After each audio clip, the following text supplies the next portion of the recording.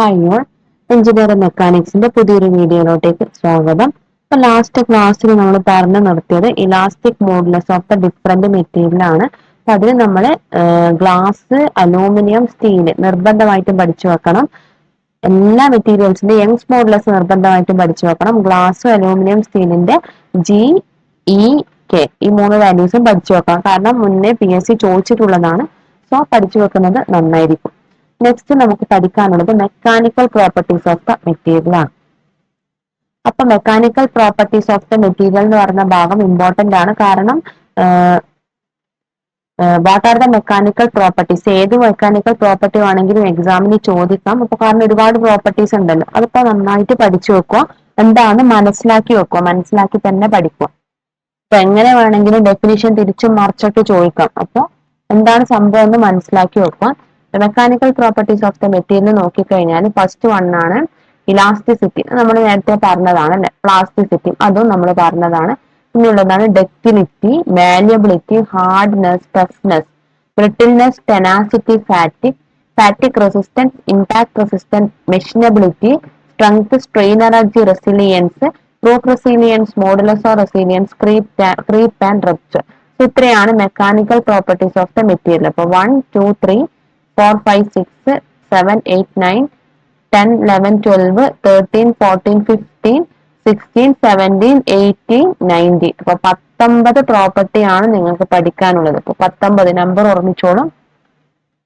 Elasticity, plasticity, ductility, malleability, hardness, toughness, brittleness, tenacity, fatigue resistance, impact resistance, machinability, strength, strain energy, resilience, proof resilience, modulus of resilience, creep and rupture. നമുക്ക് ഓരോന്നായിട്ട് നോക്കാം. First one ആണ് elasticity. Elasticity നമ്മൾ പറഞ്ഞിട്ടുണ്ട്. നമ്മളൊരു stress കൊടുക്കുന്നു, body deform ചെയ്യുന്നു, stress release ചെയ്ത് കഴിഞ്ഞാൽ ബോഡി അതിന്റെ ഒറിജിനൽ ഷേപ്പിലോട്ടേക്ക് വീണ്ടും തിരിച്ചു വരും. അതാണ് elasticity. Such property of material from which if you pull it and leave it then it will come back its original shape. It is called elasticity. This property is useful for material used in tools and machines. Example, steel is more elastic than rubber. So, steel ആണ് more elastic than rubber. Okay. അടുത്തതാണ് plasticity. Plasticity എന്ന് പറഞ്ഞു കഴിഞ്ഞാൽ നമ്മൾ ആ കൊടുത്ത stress remove ചെയ്ത് കഴിഞ്ഞു കഴിഞ്ഞാൽ അതിന്റെ ഒറിജിനൽ ഷേപ്പിലോട്ടേക്ക് റീഗെയിൻ ചെയ്ത് വരില്ല. അങ്ങനെയാണോ അതിന് ഡിഫോർമേഷൻ ഉണ്ടായത്, ആ ഡിഫോർമേഷനിൽ തന്നെ അത് കണ്ടിന്യൂ ചെയ്യും. അതാണ് plasticity. Such a property of material from which if we pull but it cannot regain its original position when leaving it, then it is called plasticity. Very simple. This property of the material is compulsory for clay. Clay എന്നൊക്കെ പറയുന്നത് very highly plastic ആയിട്ടുള്ള material ആണ് clay. Okay. Next ആണ് ductility. Ductility എന്ന് പറഞ്ഞു കഴിഞ്ഞാല് നമുക്കൊരു മെറ്റീരിയലിനെ പുള്ളി ചെയ്തിട്ട് അതിനെ വലിയ ലോങ് വയേഴ്സ് ആക്കിയിട്ട് മാറ്റാൻ പറ്റുന്ന ആ ഒരു പ്രോപ്പർട്ടിയാണ് ductility.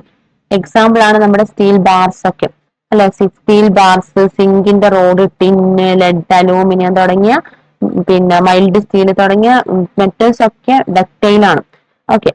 Such property of a material that we can pull and make it into long wire form we call it ductility. അപ്പൊ അങ്ങനെ തന്നെയാണ് അതിന്റെ ഡെഫിനിഷൻ എക്സാമിന് ചോദിക്കുക.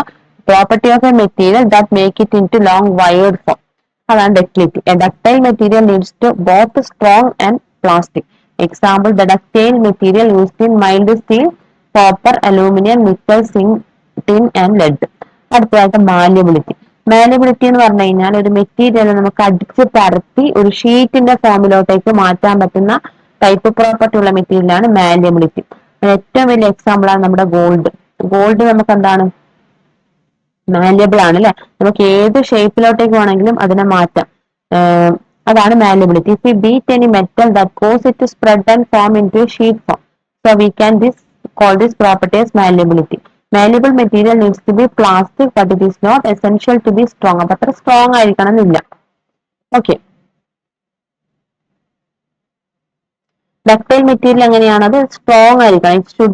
It needs to be both strong and plastic. Malleability എന്ന് പറഞ്ഞു കഴിഞ്ഞാൽ plastic ആയിരിക്കും, അതായത് ഒറിജിനൽ ഷേപ്പിലോട്ടേക്കൊന്നും തിരിച്ചു വരുമൊന്നുമില്ല. പക്ഷെ എന്താണ്, അത് സ്ട്രോങ് ആയിരിക്കണം എന്നില്ല. That is, it needs to be plastic, but it's not essential to be strong. അടുത്ത ഹാർഡ്നെസ് ആണ്. ഹാർഡ്നെസ് എന്ന് പറഞ്ഞു കഴിഞ്ഞാൽ നമ്മളിപ്പോ ഒരു മെറ്റീരിയലിന് എന്തെങ്കിലും ഒരു റെസിസ്റ്റൻസ് കൊടുക്കുന്നു. ഓക്കെ, അപ്പൊ ആ റെസിസ്റ്റൻസ് കൊടുക്കുന്നു. അപ്പൊ അങ്ങനെ റെസിസ്റ്റൻസ് കൊടുക്കുമ്പോൾ അതിന് എത്രത്തോളം ആ ഒരു പ്ലാസ്റ്റിക് ഡീഫോർമേഷൻ റെസിസ്റ്റൻസ് കൊടുക്കുമ്പോൾ എന്തായാലും അല്ലെങ്കിൽ എന്തെങ്കിലും ഒരു ശക്തിയിൽ നമ്മളിപ്പോ ഒരു മെറ്റീരിയലിനെ ഹിറ്റ് ചെയ്യുമ്പോൾ അതിനകത്ത് ഡീഫോർമേഷൻ സംഭവിക്കുമല്ലോ. അപ്പൊ ആ ഒരു ഡീഫോർമേഷന് റെസിസ്റ്റ് ചെയ്യാനുള്ള എബിലിറ്റിനെയാണ് നമ്മൾ ഹാർഡ്നെസ് എന്ന് പറയുക. Is the measure of a material's ability to resist plastic deformation. In other words, it is a measure of how resistant materials to denting or scratching. അപ്പൊ നമ്മൾ എന്തെങ്കിലും ഹിറ്റ് ചെയ്യുന്ന സമയത്ത് അതിന് ഡെന്റിങ് സംഭവിക്കാം, സ്ക്രാച്ചിങ് സംഭവിക്കാം, ഡീഫോർമേഷൻ സംഭവിക്കാം. അപ്പൊ അങ്ങനെ ഡീഫോർമേഷൻ സംഭവിക്കാതെ എത്രത്തോളം ആ ഒരു മെറ്റീരിയലിന് റെസിസ്റ്റ് ചെയ്യാൻ വേണ്ടി പറ്റും, ആ ഒരു എബിലിറ്റിയാണ് hardness. Hardness of a metal is determined by various of test. അപ്പൊ ഹാർഡ്നെസ് ഡിറ്റർമൈൻ ചെയ്യേണ്ട ടെസ്റ്റുകളെ കുറിച്ച് പേരുകൾ പഠിച്ചോളൂ. Brinell hardness test, Rockwell hardness test, Vickers hardness test, also called a diamond pyramid test, and Shore stereoscope. So first one ആണ് Brinell hardness test, Rockwell hardness test, Vickers hardness test, and Shore stereoscope. ഇത് എക്സാമിന് ചോദിച്ചിട്ടുണ്ട്. Hardness of the material determine ചെയ്യുന്ന ടെസ്റ്റുകൾ എന്തൊക്കെയാണെന്നുള്ളത്. അപ്പൊ ഓട് വണ്ണായിട്ട് എന്തെങ്കിലും തരുന്നുണ്ടാവും, അത് വെച്ചിട്ട് നമ്മൾ മാറ്റി പിക്കപ്പ് ചെയ്യേണ്ടതായിട്ട് വരും. അത് പഠിച്ചു വെക്കുക. നെക്സ്റ്റ് എന്നാണ് ടഫ്നെസ്. ടഫ്നെസ് എന്ന് പറഞ്ഞു കഴിഞ്ഞാല് ഇപ്പൊ നമ്മളൊരു മെറ്റീരിയലിനെ ബെൻഡ് ചെയ്യാനോ അല്ലെങ്കിൽ ട്വിസ്റ്റ് ചെയ്യാനോ നമ്മൾ ശ്രമിക്കുന്നു. ഓക്കെ, അപ്പോ അത് ബ്രേക്ക് ചെയ്യുന്ന ഇപ്പൊ ബെൻഡ് ചെയ്യോ അല്ലെങ്കിൽ ട്വിസ്റ്റ് ചെയ്യുന്ന സമയത്ത് അത് ബ്രേക്ക് ചെയ്യല്ലോ. അപ്പൊ അത് ബ്രേക്ക് ചെയ്യുന്നതിന് മുന്നേ അതിന് എത്രത്തോളം എനർജി സേവ് ചെയ്യാൻ വേണ്ടി പറ്റും, എത്രത്തോളം എനർജി അതിന് അബ്സോർബ് ചെയ്യാൻ വേണ്ടി പറ്റും, ആ ഒരു മെഷറാണ് toughness. Material that if we bend or twist, how much energy can absorb before it breaks is called toughness. The toughness of the material has been decreased when it is heated. ഇത് ഒരു important ആയിട്ടുള്ള ഒരു point ആണ്.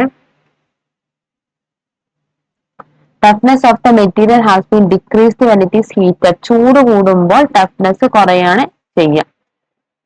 That is when temperature increases, toughness, when temperature increases, toughness decreases. ഇതൊരു തവണ എക്സാമിന് PSCക്ക് തന്നെ ചോദിച്ചതാണ്, ഗേറ്റിനൊക്കെ ഇത് ചോദിച്ചിട്ടുണ്ട് കേട്ടോ. when temperature increases ഈ എക്സാമിനൊക്കെ ചോദിച്ചിട്ടുണ്ട്, പിന്നെ ഓവർസിയർ ലെവൽ എക്സാമിനും ചോദിച്ചിട്ടുണ്ട്. when temperature increases what happen to toughness? Toughness decreases. Okay.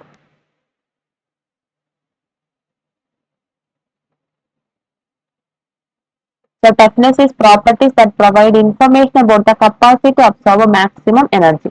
In this, we suddenly impact and check how much energy is absorbed at that time. അതാണ് ടഫ്നെസ്. ഓക്കെ, അതന്നെയാണ് ഇവിടെ പറഞ്ഞിട്ടുള്ളത്. Same കാര്യം തന്നെയാണ്. ഇപ്പൊ ഈ ഒരു പോയിന്റ് ഓർത്തു വെക്കണം. The toughness of the material has been decreased when it is heated. Okay. Toughness നമ്മൾ എങ്ങനെയാണ് ഫൈൻഡ് ഔട്ട് ചെയ്യുന്നത്? Toughness of the metal is determined by impact testing machine. Impact testing machine വഴിയാണ് നമ്മൾ ടഫ്നെസ് ഫൈൻഡ് ഔട്ട് ചെയ്യുന്നത്. Just the pendulum that suddenly attacks the material. നിങ്ങൾ ലാബിൽ കണ്ടിട്ടുണ്ടാവും, ഐസോഡ് ചാർപ്പി testing ഒക്കെ നിങ്ങൾ ചെയ്തിട്ടുണ്ട്. ഒരു പെൻഡുലം പോലെ അടിയിൽ വലിയൊരു പിന്നെ ഒരു പെൻഡുലം പോലത്തെ ഒരു ടൈപ്പ് സംഭവമാണ് ഉണ്ടാവുക. അത് വന്നിട്ട് നമ്മൾ മെറ്റലിലോട്ടേക്ക് ഇമ്പാക്റ്റിൽ അടിക്കുകയാണ് ചെയ്യുക അല്ലെ. And it connect its maximum energy absorbing capacity. അപ്പൊ എത്രത്തോളം എനർജിയാണ് അതിന് അബ്സോർബ് ചെയ്യാൻ വേണ്ടി പറ്റുക എന്നുള്ളത് അറിയാൻ വേണ്ടിയിട്ട് ഡയൽ ഗേജ് ഒക്കെ അവിടെ കണക്ട് ചെയ്തിട്ടുണ്ടാവും, ഗേജ് ഒക്കെ കണക്ട് ചെയ്തിട്ടുണ്ടാവും. Impact testing has done by 2 types. Izod testing ഉണ്ട്, അതുപോലെ തന്നെ ചാർപ്പി ടെസ്റ്റിംഗും ഉണ്ട്. അപ്പോൾ ഇമ്പാക്ട് ടെസ്റ്റ് ഏതൊക്കെയാണെന്നുള്ളത് പഠിച്ചു വെച്ചോളൂ, അതും എക്സാമിന് ചോദിക്കുന്നതാണ്. അപ്പൊ ഇമ്പാക്ട് കൊടുക്കുന്ന സമയത്ത് എത്രത്തോളം എനർജി അതിന് അബ്സോർബ് ചെയ്യാൻ വേണ്ടി പറ്റും ബിഫോർ ബ്രേക്ക്, അതാണ് ടഫ്നെസ്. അല്ലെങ്കിൽ നമുക്ക് എന്ത് പറയാം, റെസിസ്റ്റൻസ് ടു ഇമ്പാക്ട്, അതാണ് ടഫ്നെസ്. റെസിസ്റ്റൻസ് ടു ഇമ്പാക്ട്, അതാണ് ടഫ്നെസ്.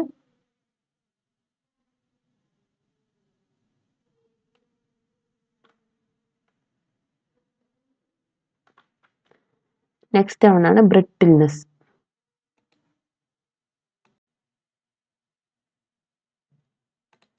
നെക്സ്റ്റ് പ്രോപ്പർട്ടിയാണ് ബ്രിട്ടിൽനെസ്. വെരി സിമ്പിൾ ആയിട്ടുള്ള പ്രോപ്പർട്ടിയാണ്. അതിന് ഏറ്റവും ബെസ്റ്റ് എക്സാമ്പിൾ ആണ് നമ്മുടെ കോൺക്രീറ്റ്. അതായത് നമ്മുടെ കയ്യിലൊരു മെറ്റീരിയൽ ഉണ്ട്, അപ്പം നമ്മൾ നല്ലൊരു ഇമ്പാക്റ്റ് നന്നായിട്ട് അതിനെ ഹിറ്റ് ചെയ്യുന്നു. അപ്പോൾ അത് ഹിറ്റ് ചെയ്യുന്ന സമയത്ത് അപ്പാടെ തന്നെ അത് ബ്രേക്ക് ആയി പോകുന്നു. ആ ഒരു പ്രോപ്പർട്ടിയാണ് ബ്രിട്ടിൽനെസ്. അപ്പം നേരെ മറിച്ചിട്ട് നിങ്ങളിപ്പോൾ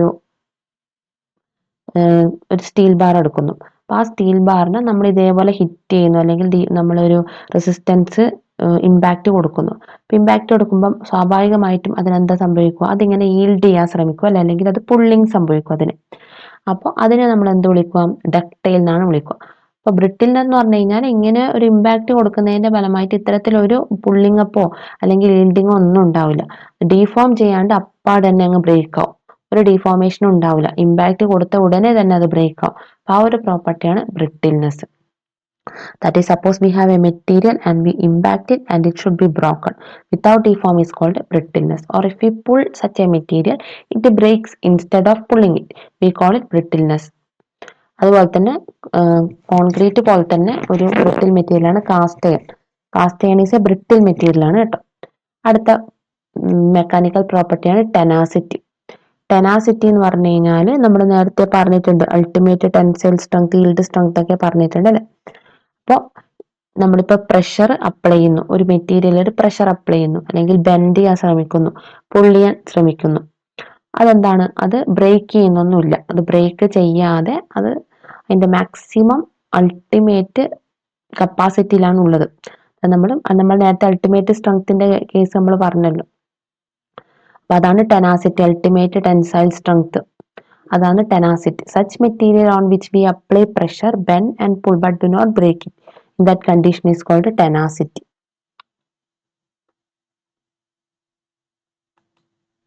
നെക്സ്റ്റ് വൺ ആണ് ഫാറ്റിക്. ഫാറ്റിക് എന്ന് പറഞ്ഞു കഴിഞ്ഞാൽ നമ്മളിപ്പം ഒരു മെറ്റീരിയലിന് റിപ്പീറ്റഡ് ആയിട്ട് ലോഡ് നമ്മളിങ്ങനെ കൊടുത്തോണ്ടേയിരിക്കുന്നു. അപ്പൊ അങ്ങനെ റിപ്പീറ്റഡ് ലോഡിന്റെ ഫലമായിട്ട് അതിന് ഫെയിലിയർ സംഭവിക്കുന്നതാണ് ഫാറ്റിക് എന്ന് പറയുക. That is, when a material loads more than a specific load, then there is a chance of failure. But in fatigue, അതാണ് ഫെയിലിയർ സംഭവിക്കും, പക്ഷെ അതിനെയാണ് നമ്മൾ ഫാറ്റിക് എന്ന് പറയുക. കാരണം അതവിടെ എന്താണ്, റിപ്പീറ്റഡ് ആയിട്ടാണ് നമ്മൾ അവിടെ ലോഡ് കൊടുക്കുന്നത്. Any material fails even at a low load if you apply a repetitive load. This failure is known as fatigue. അപ്പൊ ഫാറ്റിക്കിന് കാരണം എന്ന് പറയുന്നത് dynamic forces or repeated load stress. ഇപ്പൊ ഡൈനാമിക് ഫോഴ്സ് എന്ന് പറഞ്ഞു കഴിഞ്ഞാൽ നമ്മളിപ്പോ ബ്രിഡ്ജിന്റെ ഒക്കെ സ്ട്രക്ചർ എടുക്കുകയാണെങ്കിൽ അവിടെ എങ്ങനെയാണ്, ഡൈനാമിക് ആയിട്ടാണ് അല്ലെ ഫോഴ്സസ് വരുന്നത്. അപ്പോൾ അതൊരു ഫാറ്റിക് ആണ്, കാരണം റിപ്പീറ്റഡ് ആയിട്ട് ഇങ്ങനെ വന്നുകൊണ്ടേയിരിക്കുകയാണ്. അപ്പൊ അതിന്റെ ഫലമായിട്ട് ഉണ്ടാവുന്ന ഫെയിലിയർ ആണ് ഫാറ്റിക്. അപ്പൊ fatigue is due to repetitive load. അത് ഒരു തവണ എക്സാമിൽ ചോദിച്ചിട്ടുണ്ട്, ഒരു തവണയല്ല പലതവണ ചോദിച്ചിട്ടുണ്ട്. റിപ്പീറ്റേറ്റീവ് ലോഡ് കൊണ്ടുണ്ടാകുന്ന ഫ്രാക്ചറിനെ എന്താണ് വിളിക്കുന്നത്? That is called fatigue. Fatigue resistance എന്ന് പറഞ്ഞു കഴിഞ്ഞാൽ ഇത്തരത്തിൽ റിപ്പീറ്റഡ് ലോഡ് കൊടുക്കുകയാണെങ്കിൽ കൂടി മെറ്റീരിയൽ അത് ബ്രേക്ക് ചെയ്യാണ്ട് അത് പിടിച്ചു നിൽക്കുകയാണ്. അപ്പൊ അതിനെയാണ് നമ്മൾ ഫാറ്റിക് റെസിസ്റ്റൻസ് എന്ന് വിളിക്കുക. In spite of repetitive loads on a material it is not broken, then this is called fatigue property. Example road. കാരണം റോഡിൽ എന്താണ്, റിപ്പീറ്റഡ് ആയിട്ട് വണ്ടി പോയിക്കൊണ്ടേയിരിക്കുകയാണ് അല്ലെ, റിപ്പീറ്റഡ് ആയിട്ട് ലോഡ് വന്നുകൊണ്ടേയിരിക്കുകയാണ്. പക്ഷെ നല്ല രീതിയിലാണ് റോഡ് കൺസ്ട്രക്ട് ചെയ്യുന്നതെങ്കിൽ അതെന്താണ്, പൊട്ടിപ്പോകുന്നില്ല അല്ലെ. അതാണ് ഫാറ്റിക് റെസിസ്റ്റൻസ്. എപ്പോഴും നമ്മൾ റോഡ് ഡിസൈൻ ചെയ്യുമ്പോൾ ഫാറ്റിക് റെസിസ്റ്റൻസിൽ വേണം ഡിസൈൻ ചെയ്യാൻ. അടുത്തതാണ് ഇമ്പാക്ട് റെസിസ്റ്റൻസ്. സോ നമ്മൾ എന്താണ്, ഇമ്പാക്ട് കൊടുക്കുന്നതിന്റെ ഫലമായിട്ട് മെറ്റീരിയൽ ഫെയിലിയർ ആകാതെ അതിനെ റെസിസ്റ്റ് ചെയ്തെടുക്കുന്നു. അതാണ് impact resistance. Let us say we took the material and hit it with a hammer. ഒരു ഹാമറിനെ കൊണ്ട് ഒരു മെറ്റീരിയൽ നമ്മൾ അടിക്കുന്നു. So the more you can bear the injury of that hammer without breaking, as much this impact resistance will be high. അപ്പോൾ അത്രത്തോളം break ചെയ്യാണ്ട് ആ ഒരു മെറ്റീരിയലിന് ഇമ്പാക്റ്റിനെ താങ്ങാൻ പറ്റും. അപ്പൊ നമുക്ക് അതിന് എന്ത് പറയാം, മെറ്റീരിയലിന് എന്ത് പറയാം, അതിന് ഹൈ ഇമ്പാക്ട് റെസിസ്റ്റൻസ് ഉണ്ട് എന്ന് പറയാം. സോ ഇമ്പാക്ട് കൊടുത്തിട്ടും മെറ്റീരിയൽ ബ്രേക്ക് ചെയ്യുന്നില്ല എങ്കിൽ അതാണ് നമ്മൾ ഇമ്പാക്ട് റെസിസ്റ്റൻസ്. അതുപോലെ തന്നെയാണ് ഫാറ്റിക്, റിപ്പീറ്റഡ് ലോഡ് വന്നിട്ടും മെറ്റീരിയൽ ബ്രേക്ക് ചെയ്യുന്നില്ല എങ്കിൽ അതാണ് ഫാറ്റിക് റെസിസ്റ്റൻസ്. നെക്സ്റ്റ് വൺ ആണ് machinability. Such a material that is easy to work on, such as cutting using a tool and machining, we call it machinability. Example, brass can be easily machine than steel. നമുക്ക് പെട്ടെന്ന് മെഷീനൈസ് ചെയ്തെടുക്കാൻ പറ്റും. അതായത് പെട്ടെന്ന് ഒരു മെറ്റീരിയലിനെ cut ചെയ്തെടുക്കാം, then മെഷീനിൽ ഇട്ടിട്ട് ഷേപ്പ് ചെയ്തെടുക്കാം. അപ്പോൾ അത്തരത്തിൽ മെഷീൻ ഫ്രണ്ട്ലി ആയിട്ടുള്ള ടൈപ്പ് ഓഫ് മെറ്റീരിയലിന്റെ പ്രോപ്പർട്ടിയാണ് മെഷീനബിലിറ്റി. അതിന് ഒരു ബെസ്റ്റ് എക്സാമ്പിൾ ആണ് ബ്രാസ്. ഓക്കെ ആണല്ലോ.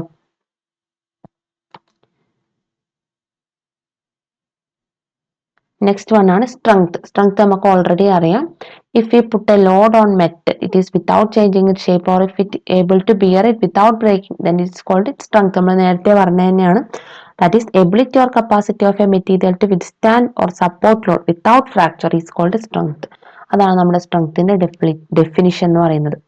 Ability or capacity of a material to withstand or support a load without fracture is called strength. Next one ആണ് സ്ട്രെയിൻ എനർജി.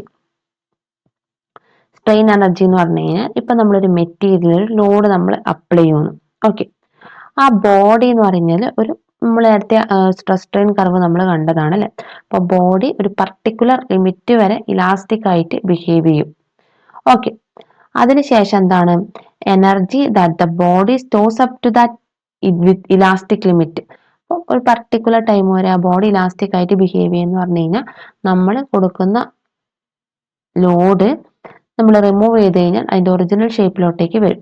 അപ്പൊ ഇപ്പൊ അതിന്റെ ഒരു സ്ട്രെസ് സ്ട്രെയിൻ കർവ് നമ്മൾ നോക്കിക്കഴിഞ്ഞാൽ ആ ഒരു ഇലാസ്റ്റിക് ലിമിറ്റ് വരെ, ഓക്കെ, ഇലാസ്റ്റിക് ലിമിറ്റ് വരെ നമ്മൾ അപ്ലൈ ചെയ്യുന്ന ആ ഒരു ലോഡ് എന്ന് പറയുന്നത് ആ ബോഡി എനർജി ആയിട്ട് സ്റ്റോർ ചെയ്യുകയാണ് ചെയ്യുന്നത്. അതിനെയാണ് നമ്മൾ എന്ത് വിളിക്കുക, സ്ട്രെയിൻ എനർജി എന്ന് വിളിക്കുക. That is, if we put a load in a body or material, then the body is elastic up to a particular limit in the stress strain curve.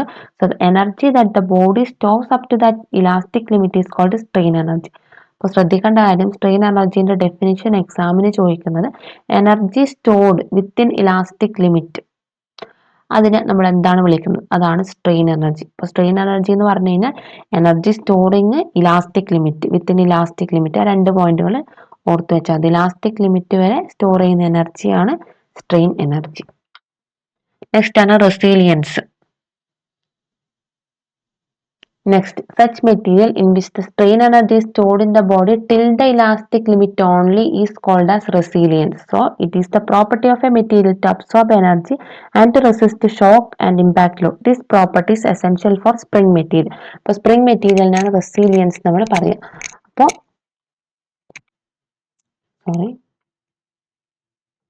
Strain energy എന്ന് പറഞ്ഞു കഴിഞ്ഞാൽ energy store ചെയ്യുന്നതിനാണ് നമ്മൾ എത്രത്തോളം എനർജിയാണ് നമ്മൾ store ചെയ്യുന്നത് up to the elastic limit വരെ എത്രത്തോളം എനർജി സ്റ്റോർ ചെയ്യുന്നു, അതിനെയാണ് നമ്മൾ ആ ഒരു എനർജിനെയാണ് നമ്മൾ എന്ത് വിളിക്കുക, സ്ട്രെയിൻ എനർജി എന്ന് വിളിക്കുക. സ്റ്റോർ ചെയ്യുന്ന എനർജി. അങ്ങനെ സ്റ്റോർ ചെയ്യുന്ന എനർജീനെ, അല്ലെങ്കിൽ അങ്ങനെ സ്റ്റോർ ചെയ്യുന്ന എനർജി ഉണ്ടല്ലോ വിത്തിൻ ദാറ്റ് ഇലാസ്റ്റിക് ലിമിറ്റ്, അല്ലെങ്കിൽ ഇലാസ്റ്റിക് ലിമിറ്റ് വരെ അത്തരത്തിൽ സ്ട്രെയിൻ എനർജി സ്റ്റോർ ചെയ്യുന്ന മെറ്റീരിയലിനെയാണ് നമ്മൾ എന്ത് വിളിക്കുക, റെസീലിയൻസ് എന്ന് വിളിക്കുക. അതിന്റെ പ്രോപ്പർട്ടിയാണ് റെസീലിയൻസ്. ആ സ്റ്റോർ ചെയ്യുന്ന എനർജിയാണ് സ്ട്രെയിൻ എനർജി, ആ പ്രോപ്പർട്ടിയാണ് resilience. That is, in which the strain energy is stored in the body till the elastic limit only is called as resilience. ആ പ്രോപ്പർട്ടിയാണ് resilience. So, it is the property of a material to absorb energy and resist shock and impact load. This property is essential for spring materials. അപ്പോൾ ശ്രദ്ധിക്കേണ്ട കാര്യം, റെസീലിയൻസിൽ strain energy stored in the body till the elastic limit, elastic limit വരെ. Okay, strain energy എന്താണ്, strain energy എന്ന് പറഞ്ഞു കഴിഞ്ഞാൽ within elastic ലിമിറ്റിലാണ്, സോറി,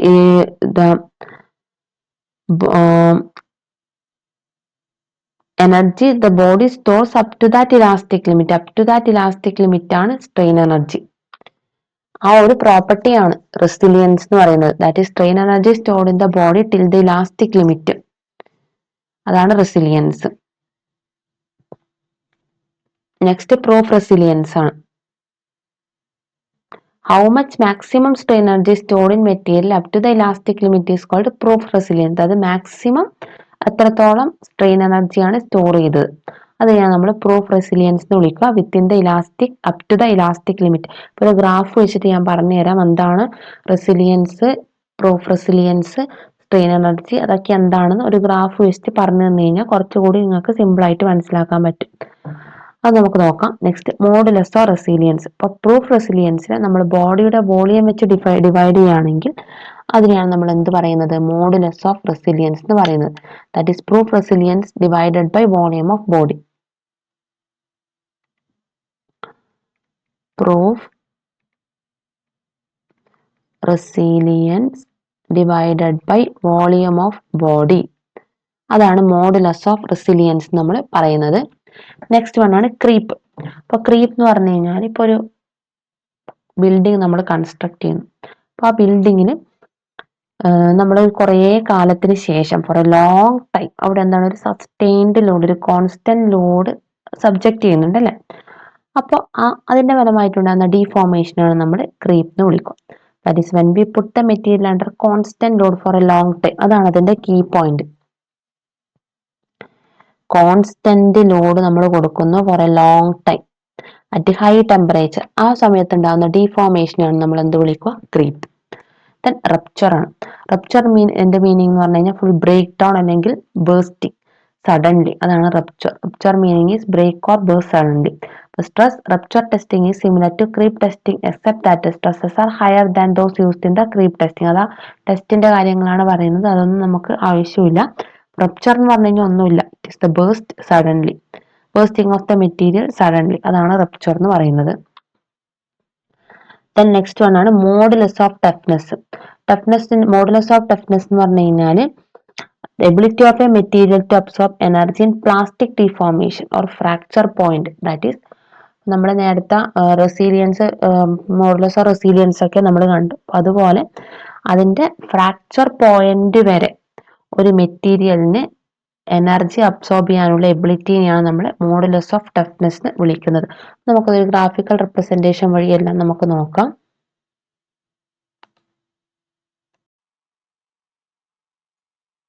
ഈ resilience, proof resilience, modulus of resilience, modulus of toughness നമുക്ക് ഒരു ഗ്രാഫിന്റെ സഹായത്തോടുകൂടി സിമ്പിൾ ആയിട്ട് നമുക്ക് മനസ്സിലാക്കിയെടുക്കാൻ നോക്കാം. അപ്പൊ നമ്മൾ നേരത്തെ റെസിലിയൻസിന്റെ ഡെഫിനിഷൻ എന്തായിരുന്നു പറഞ്ഞത്? Resilience is such material in which the strain energy is stored in the body till the elastic limit only. till the elastic limit only. അതാണ് നമ്മുടെ റെസിലിയൻസ് പറഞ്ഞത് അല്ലെ. അപ്പൊ നമുക്ക് നോക്കാം, ഗ്രാഫിൽ നോക്കാം. ഗ്രാഫില് area under stress strain curve up to the elastic limit. ഇതാണ് നമ്മുടെ ഇലാസ്റ്റിക് ലിമിറ്റ് അല്ലെ. ഇതാണ് നമ്മുടെ ഇലാസ്റ്റിക് ലിമിറ്റ്. Elastic limit. അപ്പൊ ടിൽ ദ ഇലാസ്റ്റിക് ലിമിറ്റ്, ഇപ്പൊ ഇലാസ്റ്റിക് ലിമിറ്റ് വരെ എത്രത്തോളം സ്ട്രെയിൻ എനർജി ആണോ സ്റ്റോർ ചെയ്യുന്നത്, അല്ലെങ്കിൽ area under stress strain curve till elastic limit, അതാണ് നമ്മുടെ റെസിലിയൻസ്. അപ്പൊ നമ്മുടെ കീ പോയിന്റ് എന്ന് പറയുന്നത് ഇലാസ്റ്റിക് ലിമിറ്റ് ആണ്. Area under stress strain curve till elastic limit, അല്ലെങ്കിൽ strain energy stored till elastic limit, അതാണ് നമ്മുടെ റെസിലിയൻസ്. ഇനി നമുക്ക് അടുത്തതായിട്ട് പ്രൂഫ് റെസിലിയൻസിലോട്ടേക്ക് വരാം. എന്തായിരുന്നു പ്രൂഫ് റെസിലിയൻസിന്റെ ഡെഫിനിഷൻ നമ്മൾ പറഞ്ഞത്? Energy stored in material up to the elastic limit.